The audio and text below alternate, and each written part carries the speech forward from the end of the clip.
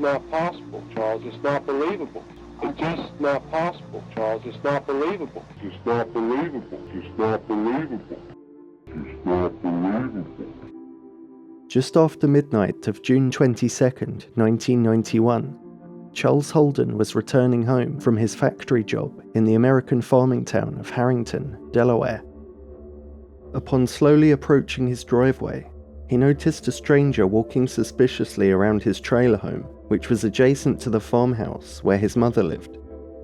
Panicked, he made the decision to get to the nearest payphone and call the police, rather than choosing to confront the suspicious man himself. Is anybody out there at your house? My mother is next door to my trailer, and she lives alone. I'd like to get somebody out there as soon as I can, because I don't want to break into my mother's. When the officer arrived, she and Charles checked his property, but could see no signs of forced entry. The same could not be said for the home of his 70-year-old mother. Upon seeing that the door had been forced open, Charles and the officer entered the house, and when they ascended the stairs, they made a tragic discovery. The lifeless body of his mother bearing the marks of a frenzied attack, with multiple wounds over her face and chest. An intense and crazed attack such as this, often referred to as overkill, is typically associated with cases where the victim has some kind of relationship with their assailant and is often a crime of passion. Initial thoughts of the scene and the body led investigators to believe that she had been the victim of SA, but no evidence of this was found by the medical examiners. Doubts began to creep in, and investigators began to grow a little bit suspicious of Charles. They started to wonder if the crime scene had been staged. Adding to this theory was the fact that no clear motive was present. No valuable items had been taken, including the victim's purse, removing the likelihood that this was a robbery gone wrong.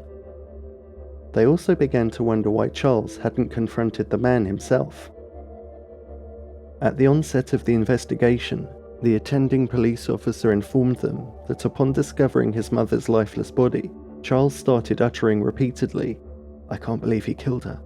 I can't believe he killed her." He would then go on to tell the investigators that he knew who the suspicious man was, and told them the story of how he came to know the assailant.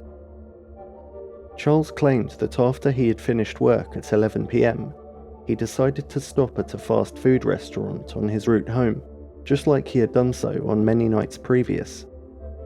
As he left the restaurant, he was stopped by a man who pleaded with him for a lift to Georgetown, which was a bit further than Charles wanted to drive at that time of night.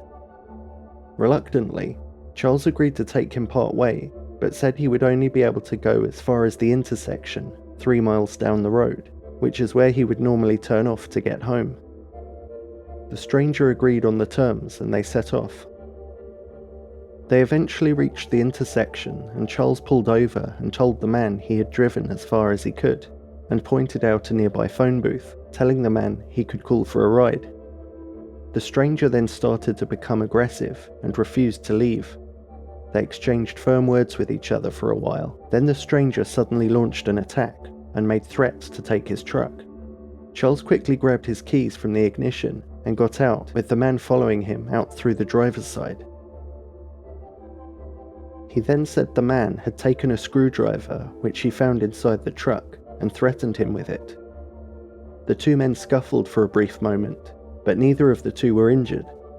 The stranger continued to threaten Charles's life if he didn't drive him the entire way, and eventually Charles managed to calm the man down by agreeing to take him wherever he wanted to go. At this point, Charles knew he only had one choice. He had to get away from this crazed man. As they walked towards the truck, the stranger made his way round the back to get to the passenger side. Charles took his chance. He leaped into his truck, started the engine, and made his getaway. He was safe. He sped off into the night, heading in the opposite direction of where his home was, so that the maniac would not be able to follow him in the direction of his home. The ordeal had left Charles shaken. He said to calm his nerves, he drove around for 20 minutes, also hoping that it would definitely throw the stranger off his tracks if he had indeed tried to follow him. After roughly 30 minutes had passed, Charles started to make his way home, keeping an eye out for the man. He drove slowly, turned down side roads, and kept a watchful eye. But after not seeing the man, he made his way back. However, fate would take an unbelievable turn. As chance would have it, as he was approaching his driveway, he spotted that same man walking past his trailer. Shocked and surprised, it was at this point he decided to make that call to the police. Charles made the claim that the man he had picked up somehow found his home and took revenge. However, police did not buy this story, and realistically, you can see why they would think it to be so unbelievable. First of all, how on earth did the hitchhiker know where Charles and his mother lived? They also had a lot of neighbours, so out of all the other houses, this suspicious man not only had to walk what was apparently at least half a mile down the road, he also needed to make a turn down the correct street and continue for a while to reach the correct house, then go into that house and take the life of the person laying in bed. Would you believe that story?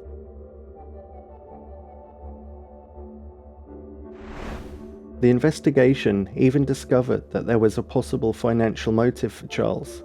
His mother had an accidental death insurance policy, with Charles named as the beneficiary, and making matters even more incriminating, Charles did have financial problems, and this money would allow him to clear his debts. And if it couldn't get any worse, Charles refused to take a lie detector test. Did he have something to hide? Maybe he didn't commit the act himself, but maybe he was involved. Either way, refusal of the polygraph would surely increase suspicion, wouldn't it? Early into the crime scene investigation, evidence was discovered. Evidence that only could have been left by the perpetrator. On the stairway banister of the farmhouse, a bloody palm print was left behind. The investigators confronted Charles with this and demanded he give his own prints for comparison. The results came in. It was not a match. Finally, Charles was off the hook, for now at least, but the authorities were still suspicious that he had some form of involvement. Detectives returned to the location where Charles said he met the hitchhiker and managed to find people who were also there that night. The people they questioned did back up Charles's story of the man looking to hitch a lift, and their descriptions of him matched. This prompted police to create this composite sketch, and from that they were able to match potential suspects from their database who shared a likeness to men in a photo lineup. One particular man was picked out by Charles and people from the restaurant, but it would turn out that this suspect not only had a credible alibi, but also his palm print was not a match. Another important clue was later uncovered at the scene of the crime, this time in the form of blood, which was found on the light switch of the victim's living room, and it was proved yet again not to belong to Charles, nor the victim herself, and could only belong to the killer, who must have cut his hand during the break-in.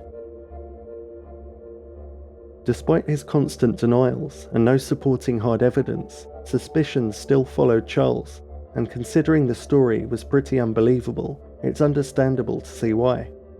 If he was indeed telling the truth and had absolutely no involvement, we can only imagine his constant regret for showing kindness to this stranger, and his reluctance to confront the man when he saw him that second time, but it's unclear if the crime had been committed by then. The case would turn cold for 10 long years, until the Delaware Police Department were able to gain access to the National DNA Database of criminal offenders. Finally, they made a breakthrough. A match was made. The DNA belonged to a career criminal named Gilbert Cannon. The composite was an accurate resemblance, and it was proven that he was living in Delaware at the time of the murder. Police eventually located him, living just 40 miles away from where the crime took place, and they brought him in for questioning. Initially, he denied any involvement, but after being confronted with the irrefutable DNA evidence, he caved and admitted his guilt and agreed to recall the events of that night. After Charles had escaped Gilbert, who claimed to have been high on coke, He said that he had no choice other than to continue walking in the direction of the houses he could see to try and find a house that looked empty in order to break in and find somewhere to sleep. Every house he passed all had their lights on, so he kept walking and walking until he finally found a house that looked like it might be empty, so he decided to break in through the back door, which unfortunately woke the homeowner. In fear of being identified, the career criminal panicked and stabbed Charles's mother to death in his drug-fueled craze.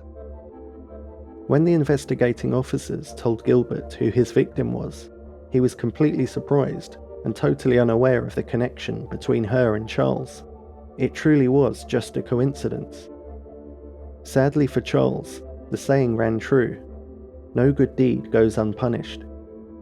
Gilbert finally faced justice and was sentenced to life imprisonment without parole.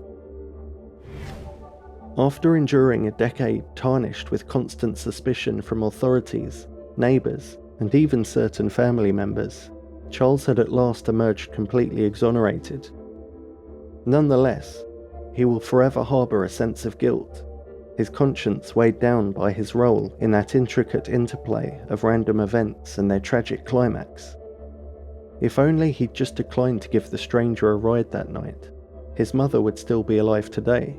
A poignant reminder that, as the adage suggests, virtuous actions can sometimes bear unintended burdens.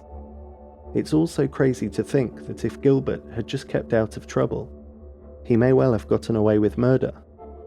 Thankfully, there is closure in this dark symphony of chance and consequence.